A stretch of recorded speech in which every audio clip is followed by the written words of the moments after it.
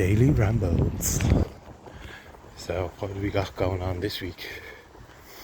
A lot. So much going on. See, that's why they have to keep so many different things going on. Like people would say, well, that's just the natural cycle of things. Like how things just happen, right?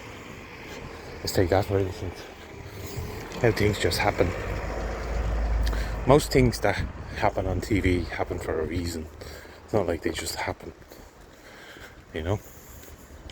And that goes for nearly practically everything that government and powers that be talk about. Is they want to have an outcome as to what they're talking about. Because you do think about it, you think like, why do they bring up half the stuff that, like, you know, we already know? Like every 2-3 years they talk about the wage gap, you know, between males and females and all this. And it's like, is it just bringing this shit up to, you know, cause divide?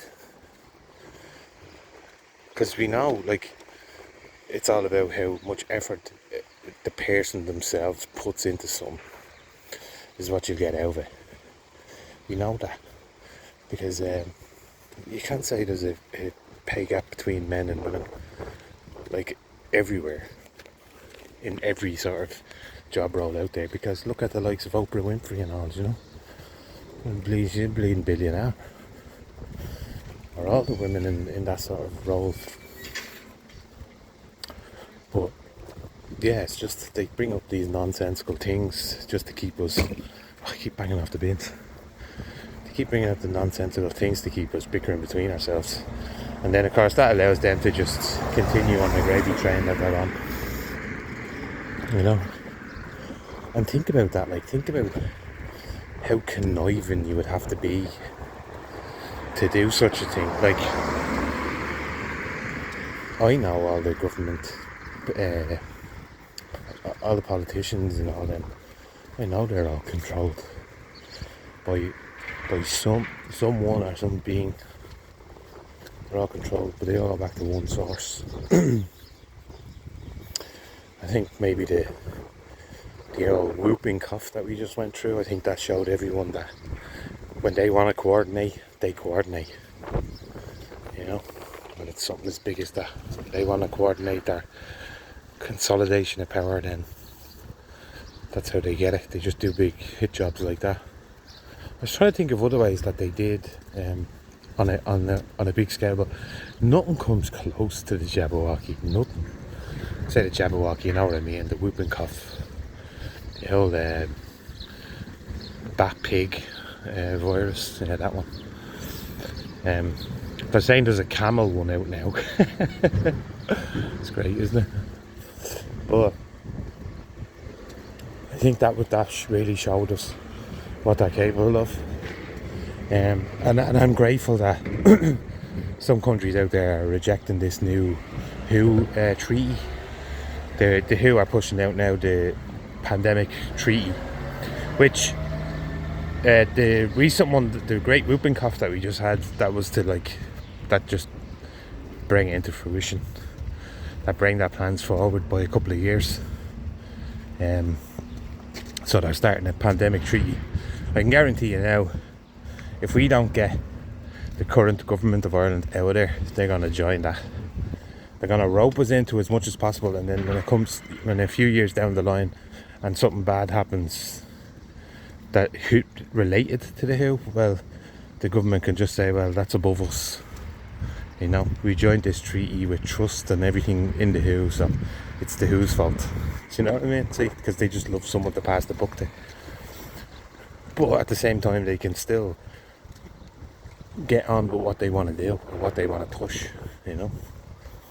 Eventually it leads down to like them killing that many. If you really want to know, right? Go look up the Georgia Guidestones. That's why they destroyed it there 2 years ago.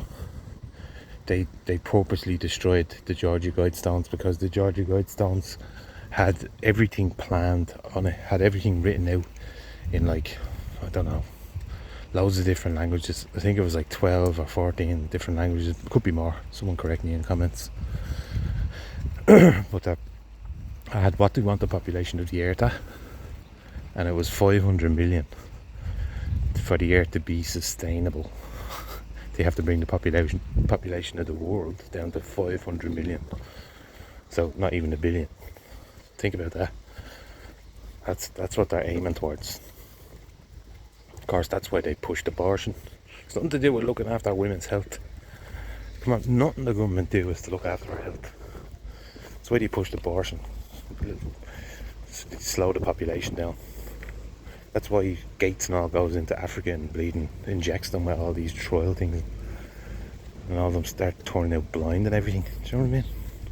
Infertile and stuff. It's all planned. So yeah, go look up Georgia Guidestones.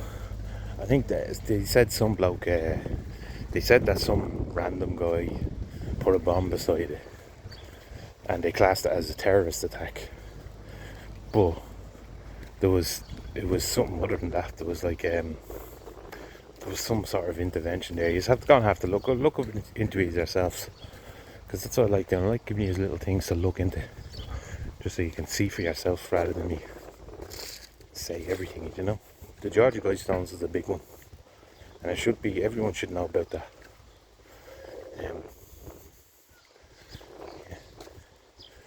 Trying to think of what else happened in Ireland. You know, try to keep it Ireland. Well, that all that is Ireland related, but try. We've had more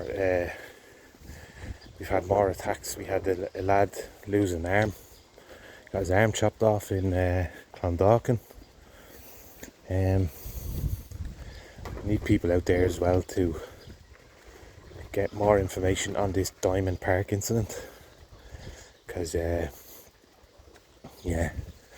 apparently there was a girl, 16 years old, raped in there by 5 of these doctors and surgeons. And then there was retaliation later on that night. One of them was apparently caught and his fingers were chopped off. So, yeah, but little too late, because the girl went through that trauma now and she has to live with it, and her family have to live with it, you know. So the damage was done already. It's just I can't get my head around why people don't want to pay attention to that, you know. And it can't be like that. They just feel bad, like, oh my God, he's Indian or he's Pakistani. I can't say that he raped that girl. You know, even if they probably seen them commit something like that, they probably would still defend them, you know. I know the NGOs would, but I'm trying to figure out why, when people hear a story, and I know they probably just don't want to generalise, you know, a whole race of people. Well, we are all just a human race, but they don't want to just target one colour of people, should I say, or people of colour.